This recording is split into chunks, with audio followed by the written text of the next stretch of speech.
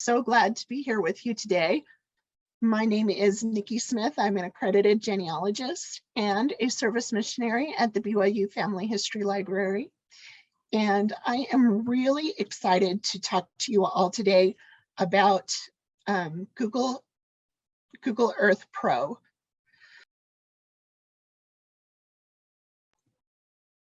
And all of the different ways that we can use that in our research.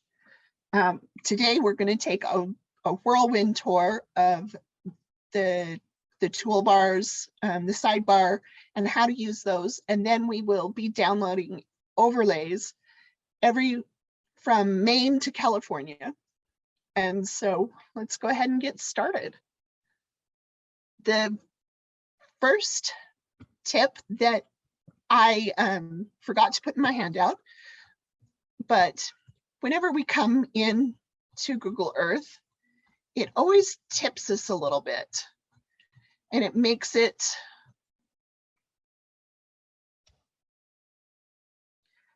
and if you want to look at you can look at Google Earth in any way that you would like to, any direction that you'd like to, so you can move it around in any form that you want to. And to bring that back to centered and straight above instead of on an angle, you just hit the letter R on your keyboard and it brings you right back. And that's a really great thing to be able to kind of get your head centered. Google Earth Pro is a free application, and the Pro, it means that it is the desktop application.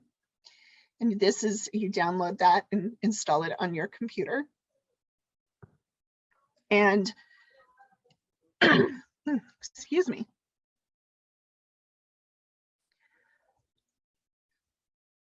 It has a lot of really integrated items for us to be able to use. The first button at the top is simply to hide the sidebar, and it can come in and out. The next button is the Placemark, adding a Placemark.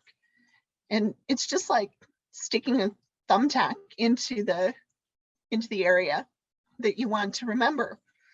So if we came down into Spanish Fork, Utah, and we wanted to mark a specific location, we would simply push the place bar. We can then move it into the place that we want it. Now, I'm not sure if you guys can see the pop-up. Can you guys see the pop-up, Sister Farns or Sister Esplin? Yes, we can. Okay, perfect. Great. So we would just simply name this, you know, where I keep my bees. Because that's really where I keep my bees. At that point, we can choose a different icon, a customized icon from different colors, different shapes, different symbols, any of those type of things. And once we hit OK, once you hit OK and place that marker, you can't move the marker again. You can rename it if you'd like to, but it is permanent until you delete it. So here it is on the screen, and it appears over on My Places on the side panel. The next button is the polygon.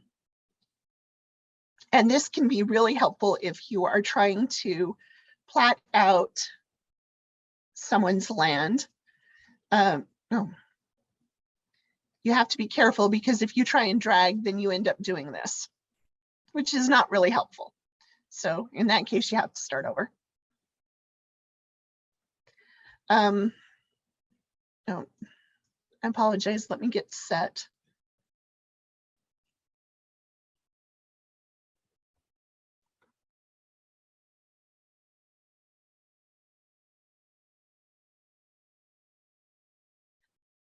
So if I would like to mark out the area where my great-great-grandfather had a homestead, I would simply click on the Polygon tool and then click the different corners to make a square or a rectangle. And in this case, he actually had a little bit more oddly shaped land.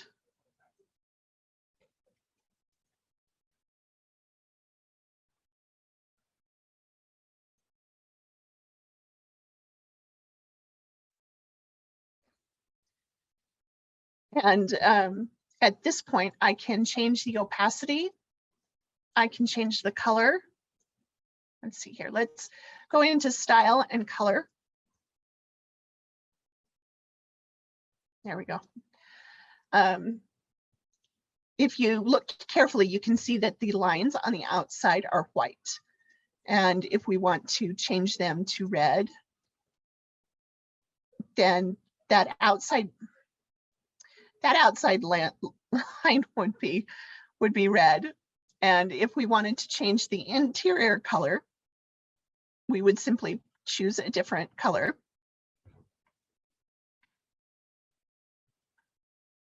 And we can change the opacity right here. So if I didn't want to see through it, I could come clear up to 100%. Or if I wanted to see the items underneath that, 50% lets me see that my great-great-grandfather's homestead now hosts a charter school and a big development. And we'll go ahead and save that as Charles Henry Hales Homestead. And similarly to the place marker, once it's placed, you can rename it by right-clicking and rename it. So we could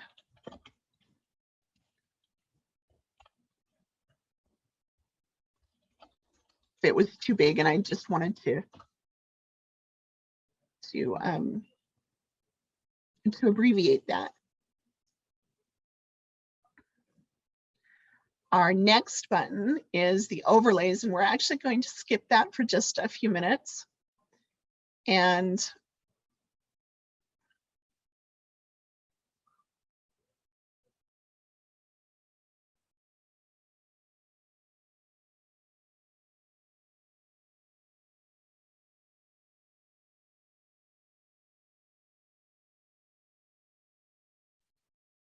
we'll go ahead and I apologize again. I can't, my screen is bouncing back and forth.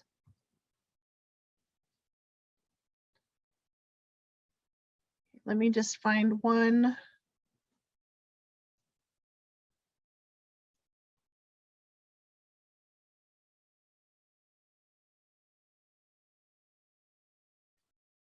Well, since we know the place names or the place markers and different things, I'm actually going to take you out.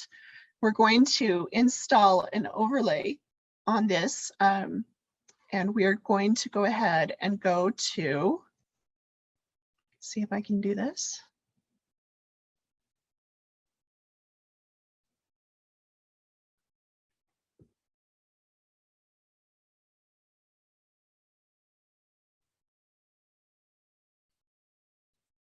Hey, are you guys seeing Google now? We're seeing Yes. search for the BLM. Okay. Perfect.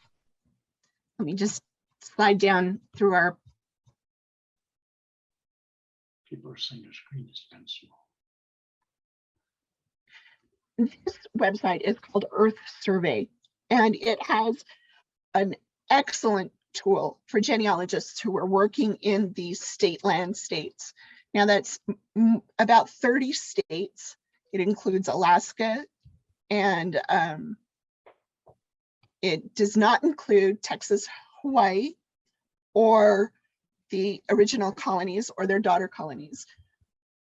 As we start to look and try to figure out who our ancestors' family is, who their friends and family are, it's really nice to be able to just plot that right on the land, but it sometimes can be difficult.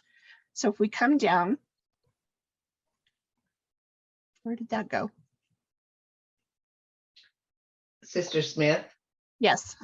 somebody is saying they're having a hard time seeing your screen on the computer. If they'll go up to the top to the view or view options of their screen, they should be able to change the view.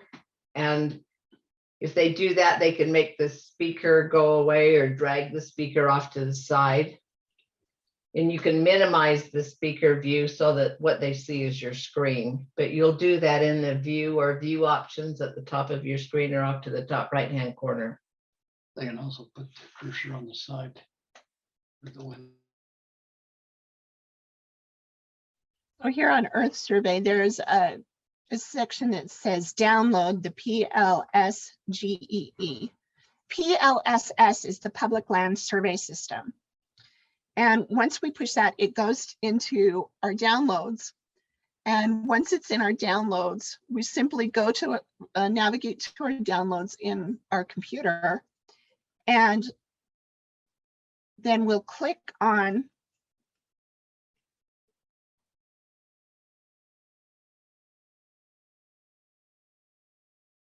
then we'll go ahead and click on the PLSS, and that's the file name.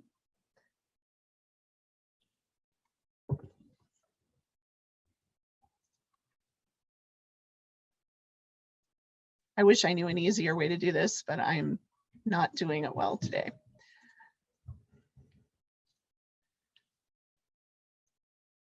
And it overlays this amazing grid over the entire United States, over those public land survey states.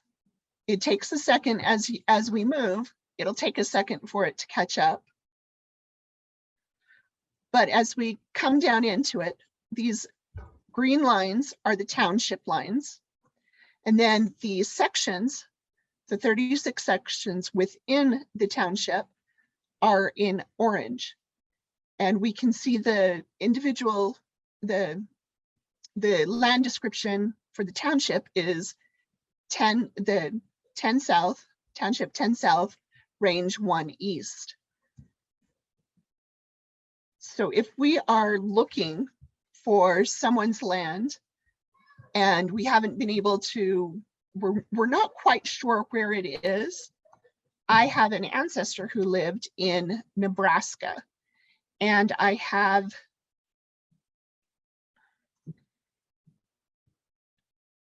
a land description, but I don't even know which county it's in. And so if we come in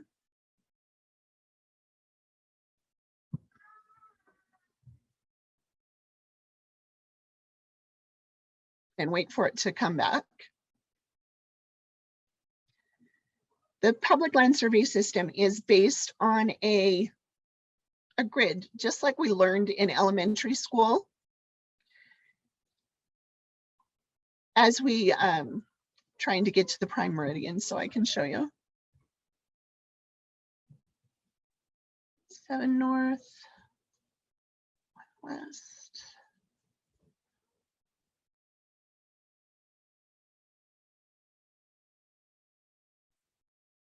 Almost there.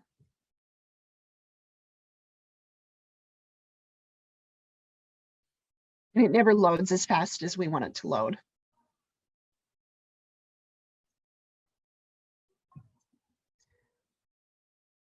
So right here is the point where all of the surveys in this area come from. If we're looking for someone who lived in Township 1 North, 1 West, we would go, we read it backwards. So you start with this last number, the range 1 West. So we go over 1 and up 1 for north. So let's say that our ancestor lived in 5 west, 6 north. We'd go west until we found numbers that had 6 west. There's 6 west, and then we would come up to 5 north.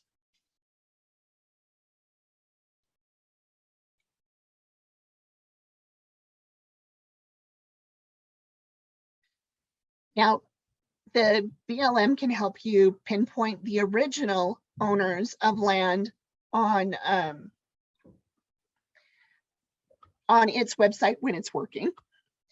There's other websites that can help you find the original patent numbers, but there are a lot of different land transactions that have happened afterwards.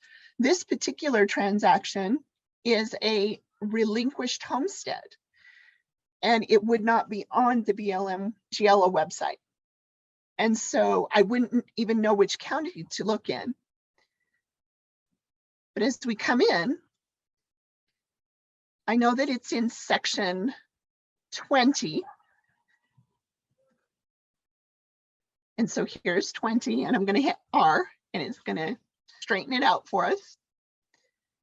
And we're going to go ahead and use the Polygon tool.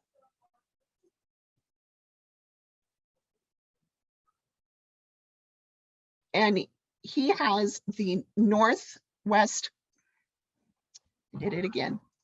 I always forget that it's a 1 click, and then another click, and then another click.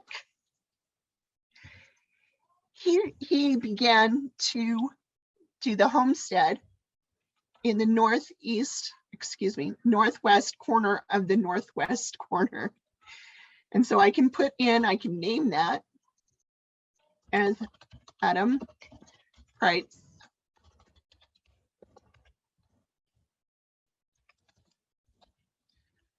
Relinquished, and hit OK.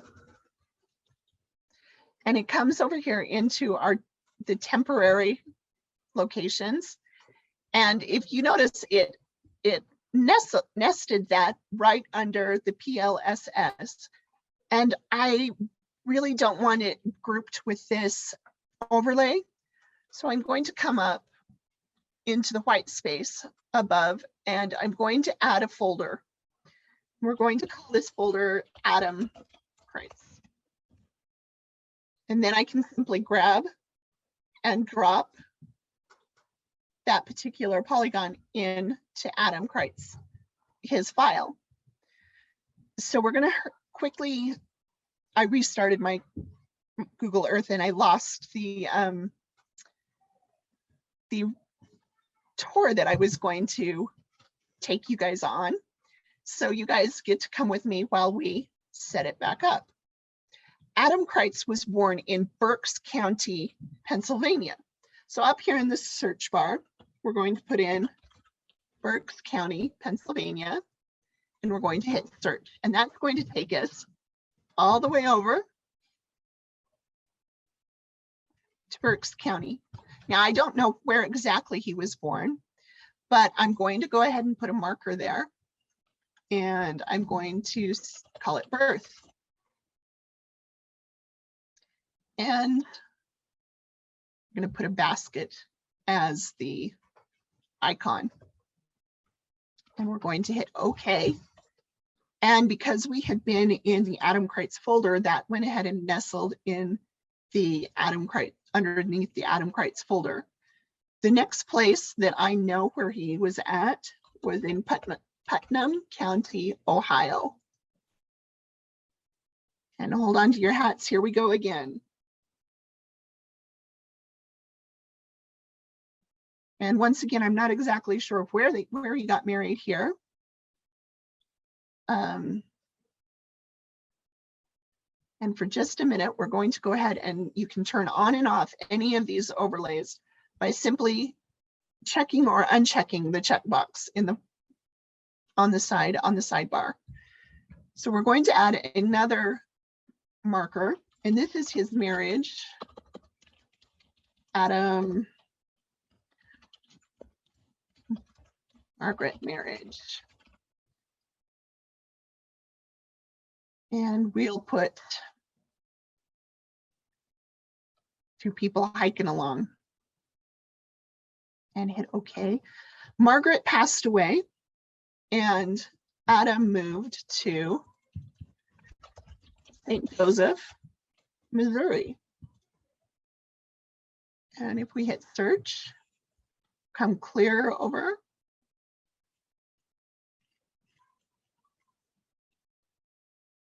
We'll put another icon. And this time it's Adam and Charity's wedding. And because it has the two people icon, then we're going to go ahead and leave it at that. And then he did the failed homestead that we looked at. And then he had a homestead in Phillips County.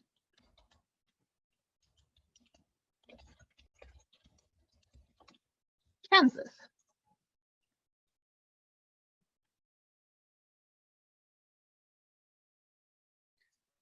He was right over here in this area here, I believe. We'll add another.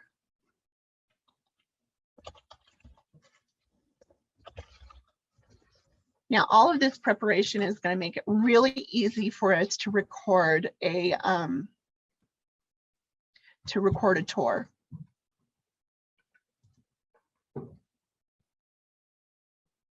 And the last place on our tour will be where Adam was buried, and he was buried in Naponi, Nebraska.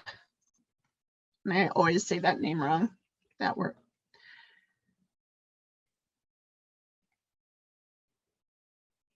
And he was buried here, but he was not buried in the cemetery.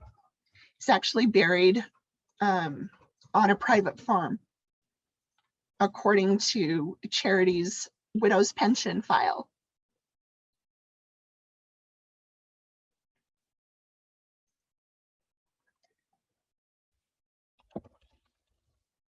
Now that we have everything in, I'm going to double check. I'm going to make sure that I have them all in the order that I want them. Now, see, I messed with the PLSS overlay, and then I didn't go back and check. So all of these for Adam and the tour that we're going to do are in the wrong folder. So we just simply grab a hold of them and move them up in.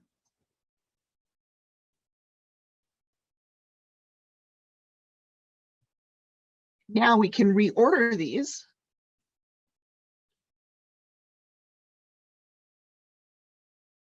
To the correct order that we want them in.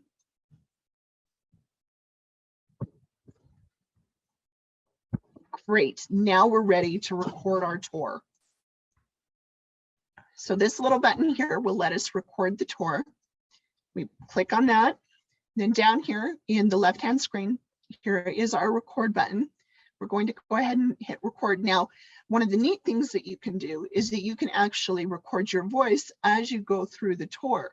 And this is really fun for grandkids because you can say it a little bit and then it will jump to the next spot. We're not going to do that today, but that is an option. So once we hit the record button, see how it turned red? So our first location in our tour, actually, before we start it, we're going to go ahead and move to our first location. So I just double clicked on the word birth. It brings us clear back over to Pennsylvania. And I'll go ahead and start that tour record again. So here we are at the birth. The next step is the marriage of Adam and Margaret. And then we jump to St. Joseph.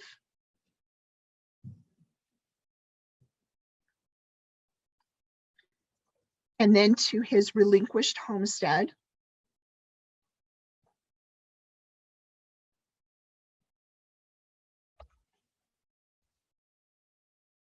and then to the homestead that he proved up.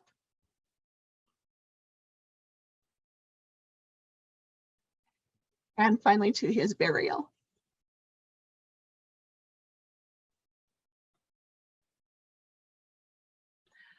Our ancestors in this time sure covered a lot of ground as they migrated. I'm going to go ahead and stop the recording. And here is the save button for that tour. So we can just hit save. It'll bring up a pop-up where we can put in Adam's tour. And we're going to go ahead and hit OK. Now, as we come along, we can see it's a little bit difficult to see, but right here is the tour icon. So now all I have to do is double click. Come on. This worked a minute ago.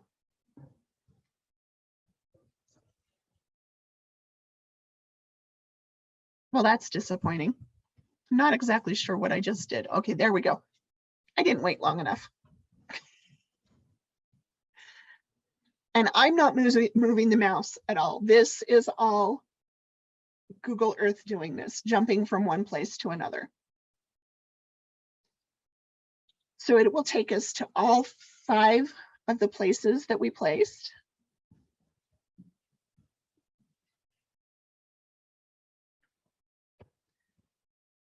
And it waits for about 3 seconds, and then it takes about 3 seconds for it to move to the next item.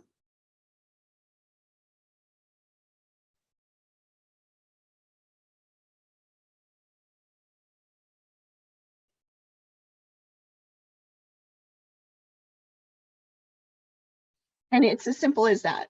It takes a little bit of practice and sometimes a little bit of hunting and pecking to figure out what's going on if you have some technical difficulties. But it's really a fun way to follow your ancestor as they make the journey, this great immigration journey that many of them did. Our next button that we're going to talk about is the measure button, and I understand that James Taylor used that a little bit.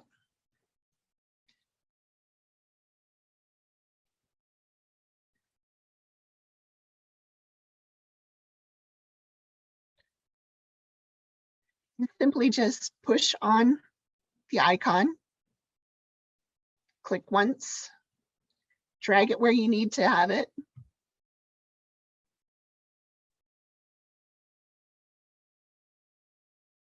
And it will let you measure in miles, in kilometers, even something called a smoot. And you can save that measurement or you can clear it.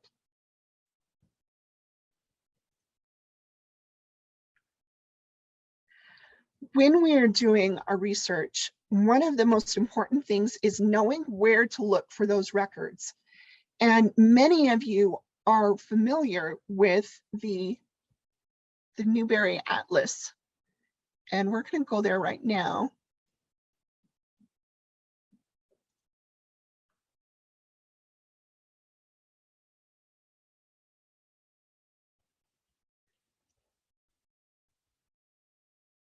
Newbery Atlas of Historical County Boundaries.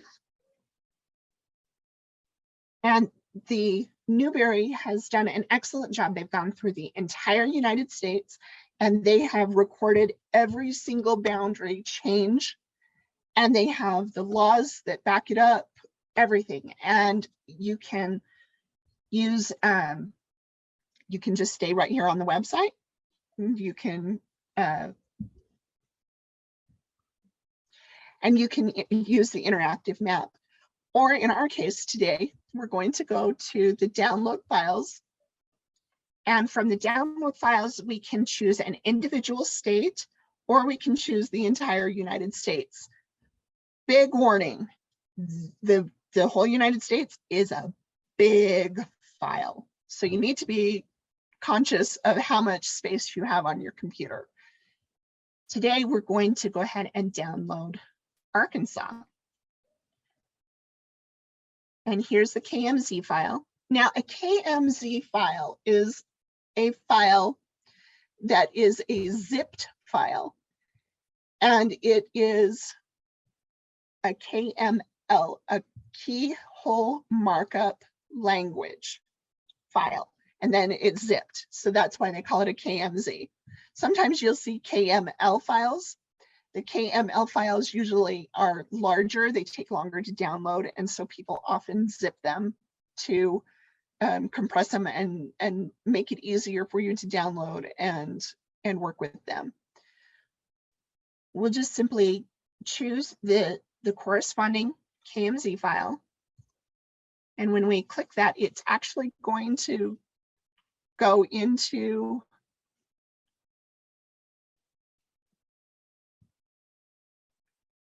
our downloads. And once it's in our downloads, we do have to go in and extract that. And once we extract it, we can simply click on it and it will, come on.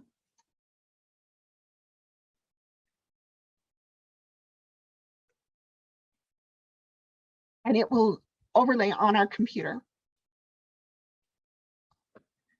Now, since I am not in Arkansas, we're going to move over to Arkansas. That was a little far. Oh goodness, this is a mess. This is not going to help us in our research at all. And for several months when I was learning how to use this tool, I could not figure out what I was doing wrong. No matter how much I moved the slide bar, nothing erased. So what you absolutely have got to do as soon as you get it up is come clear over to the left, and there is a separate, you see this separate icon here. Mr. Smith, we're seeing the Oh, you're not even there. Just Newbery. Let me get over there.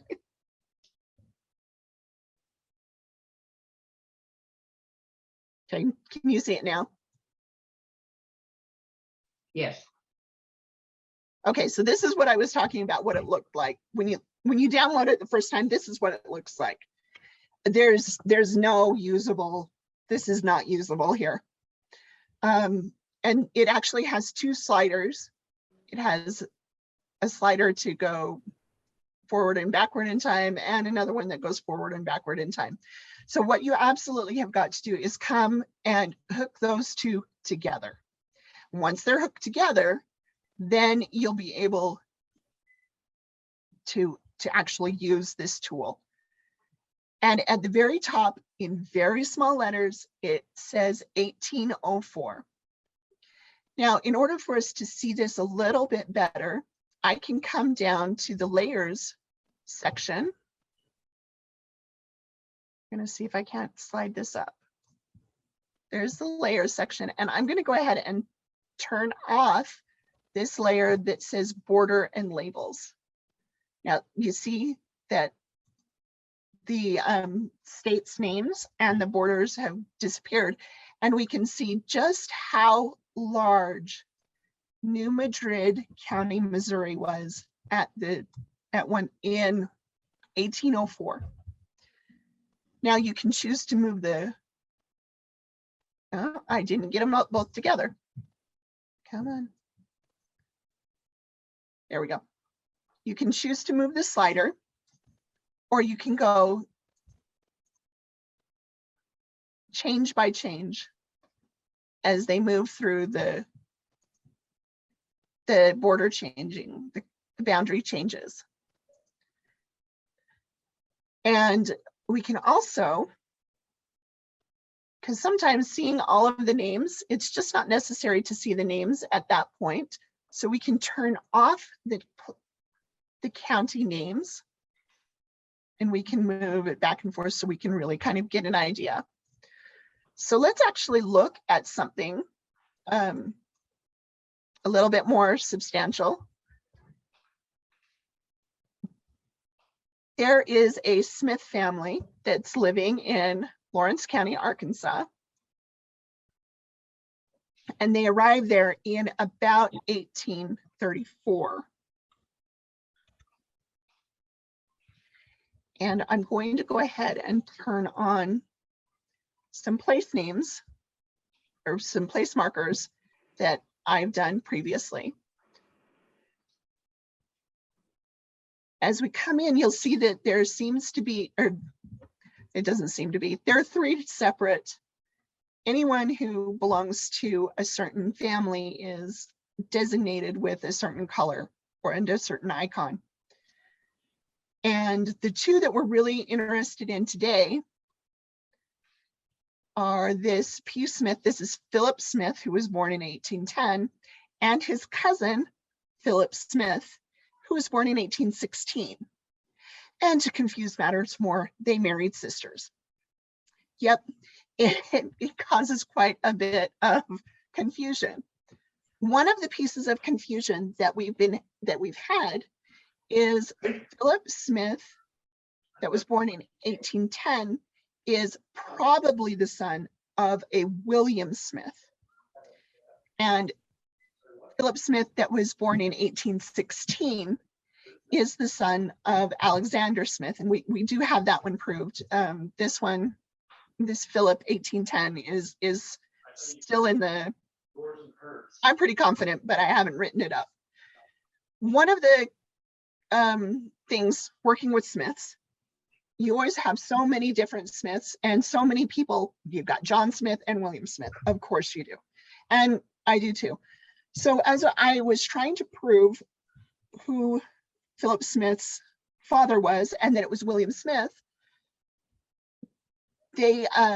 these two Phillips appear on the 1840 census in in Independence County in Ruddle Township. Now, if we move this up to here to the modern day, Ruddle Township only includes this area here. And I don't have it marked, but this little piece of ground here,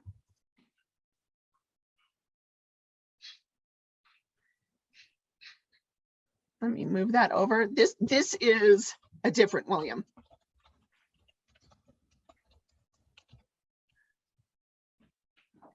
Well, I've been having an argument with another researcher that his hypothesis was that this Philip, who was born in 1810, was the son of this William down here. And if we do the measurement, and we'll just go right in the middle of this group here.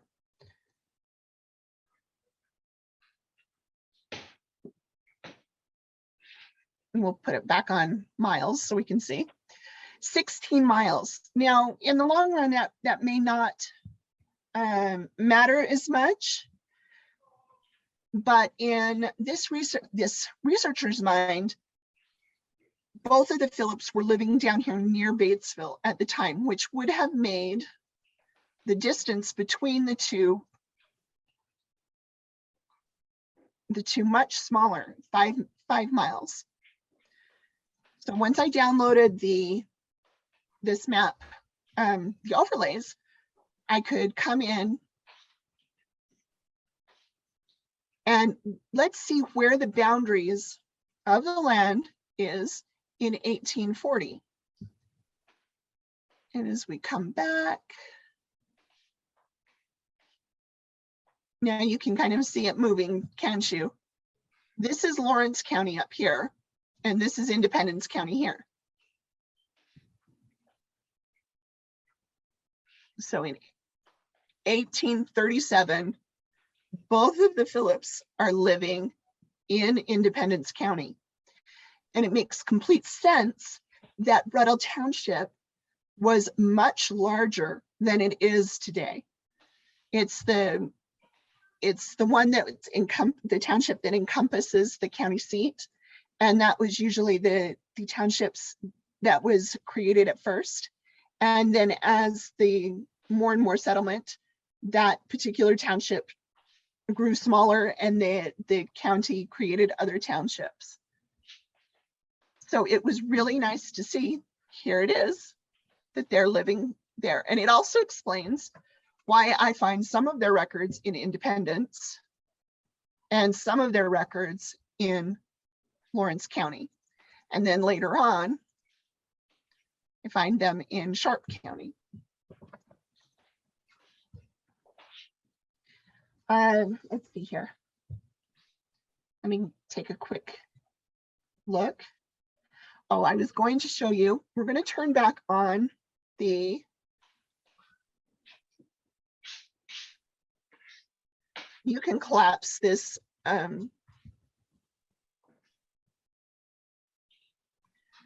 you can collapse these so they are not as out of control as that was.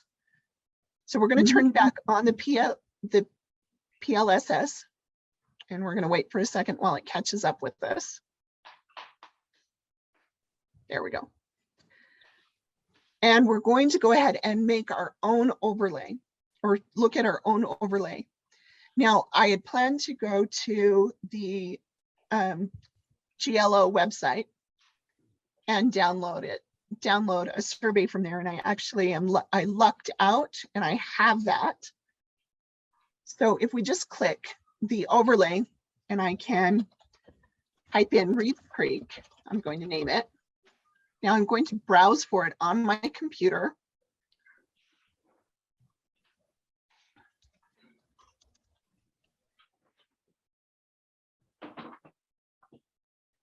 Come on.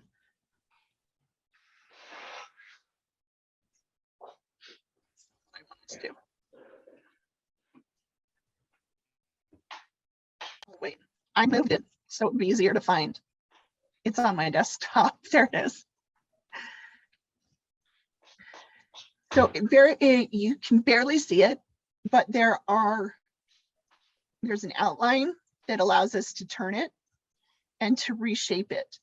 This particular survey is for Township 15 North, Range 5 West. And I'm going to go ahead and make that a little bit, and I'm going to make that a little bit clear, the opacity, so I can see underneath. Okay, so there's 15.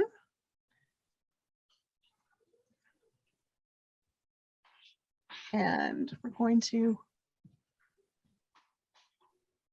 yeah, I was a little bit off, wasn't I?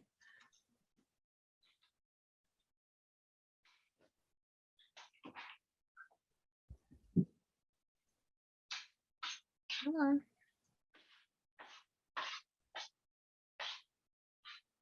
I'm going to adjust the opacity back.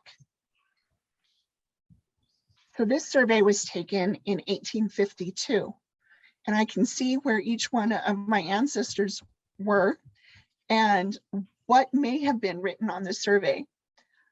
On the side, on the slide bar, if we push the this little button here, we can actually slide in and out. We can change the opacity from here. So you can see Uriah Tyler's over here. And it's really interesting to me, this particular surveyor was very conscientious about putting every single field that he seemed to have found. And yet these Smiths had been on the land for about 10 years at that point, maybe about between 10 and 15 years. And they don't have a field in their section. So it makes me wonder exactly what was going on. We've got about 15 minutes left. And so we are going to go ahead and let me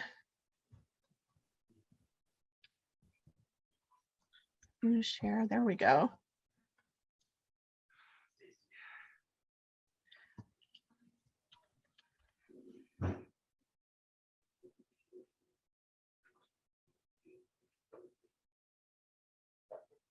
We're going to go to the Sanborn maps, this particular Sanborn map.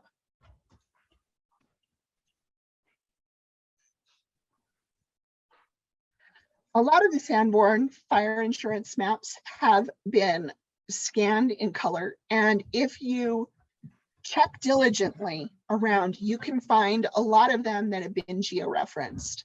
The University of Utah did a project several years ago, and they georeferenced every single Sanborn map and fire insurance map that was made in Utah. Now, I'm from Spanish Fork. My family's been there quite a few generations.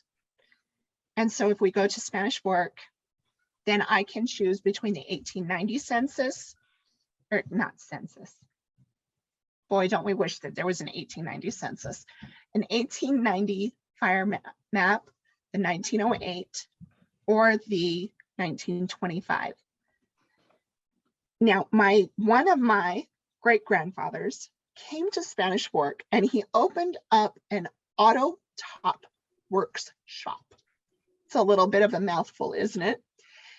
In the early 1920s, the cars weren't hard top and they needed a covering. And so he did the upholstery work to make the covering for the Model T cars and for that cloth top. As the Ford company rolled out the hard tops, they put them out of business pretty much. He actually opened up, as they started to lose business, they opened up a mattress place. And, but that didn't last long either. So once we've decided where we're at, and I wanted to figure out where was this shop? Where did he have his shop? Was it on Main Street? Was it a little back roads place? So we're gonna do a quick.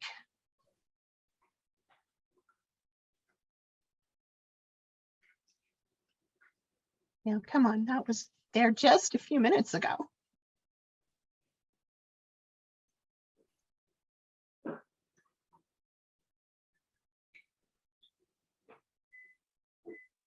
Oh, I did that wrong.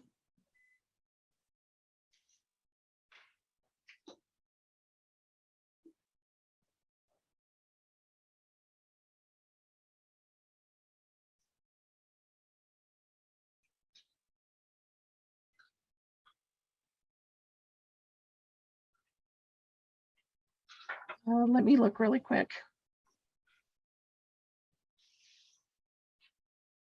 Oh, download file. You just have to read the words. And I believe that it was.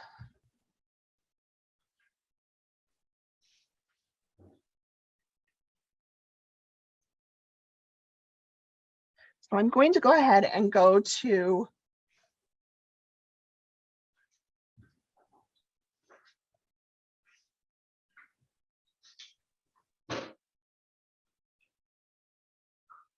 back to our Google Earth Pro.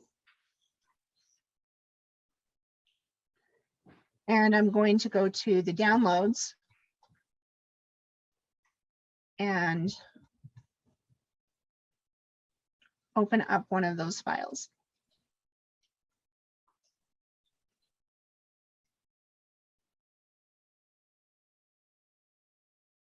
See if I can figure out what I did with it.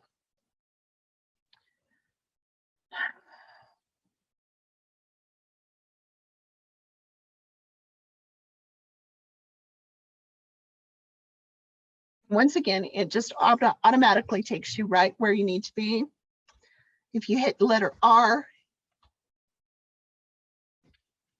it puts you over it. And as we come back down in, we can see some of the things that are, the fire maps never had an owner's name. Very, very rarely did they have the name. But if we come in, we can see right here, here's the public library. There's a cobbler.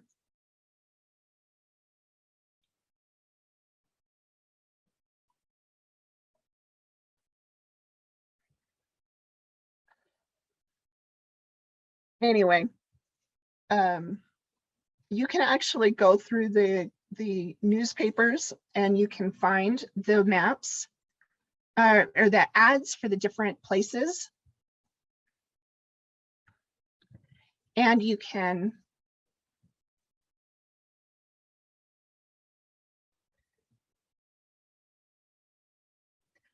slowly add the maps on.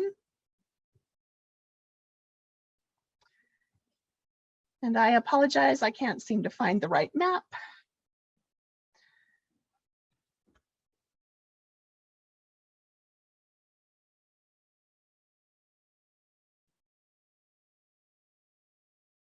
But this can really be helpful because you can find the location of things. You can decide, you can base some of your ideas about where the economic status of the person who owned the area. There are there are keys, map keys on the internet that would tell you exactly what each one of these colors mean. If it's yellow with the gray outline, that means that it's a wood frame building that is iron or metal clad. So it had siding on it. And I was going to show you guys all the exciting thing that I found. And I may just do that anyway.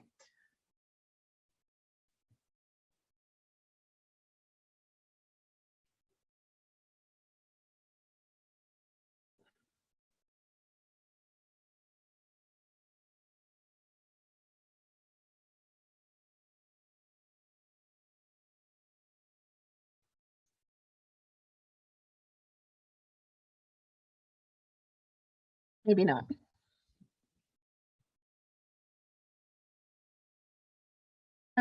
Anyway, I found a photo that almost shows his store. Do we have any questions?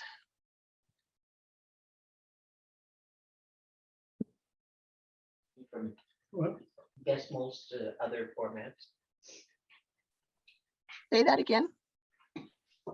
Somebody had asked a question about changing from decimals to other formats. In the measurements, Yes. so let's.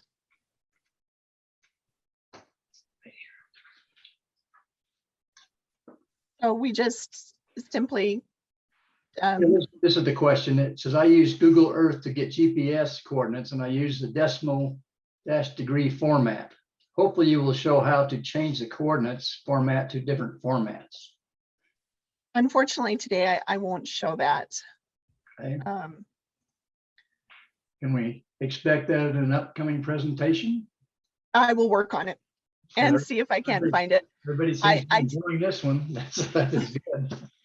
I did see a comment that, does this include the outside of the United States?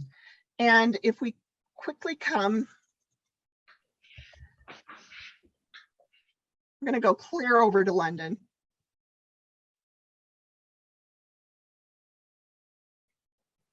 And when we're over in London, we're going to push a button and it's we're going to enable the Rumsey Historical Map Collection. And we're going to go ahead and overlay that map. Oops. Okay, we're not seeing that map. Yeah, I just realized that. Okay, no problem.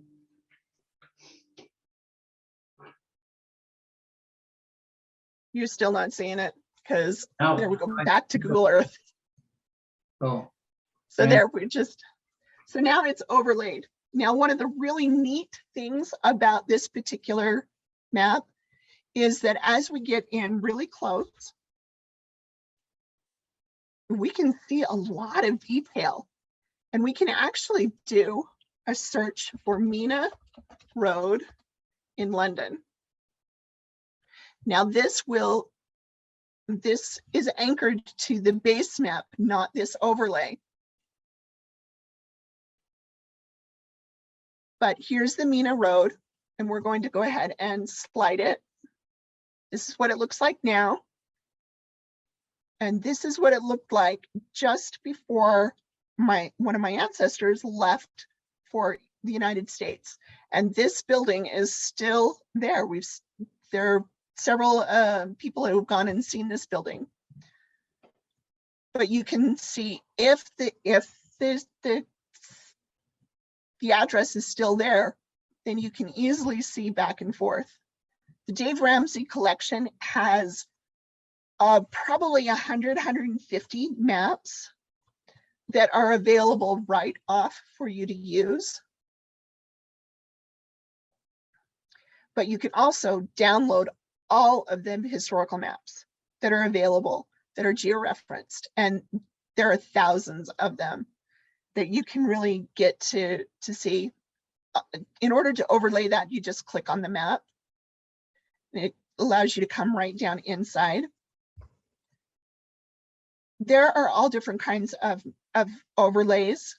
There are parcel maps, modern day parcel maps that we can find, older maps that have been georeferenced, all different kinds of ways that we can use this. And outside of the United States, it's just like in the United States, use a lot of different keyword searches, georeferenced maps in the area that you're looking for, parcel maps, land ownership maps, georeferenced KML, KMZ, and you can, it's hit or miss on what a county's put up or what a state's put up or what a university has put up, but you may be able to find that one little piece that you have been waiting for that can help you solve a mystery or to incredibly enrich your ancestors' story that you can tell your family. And so thank you for joining me today as we went through the process of hunting and pecking our way through Google Earth Pro.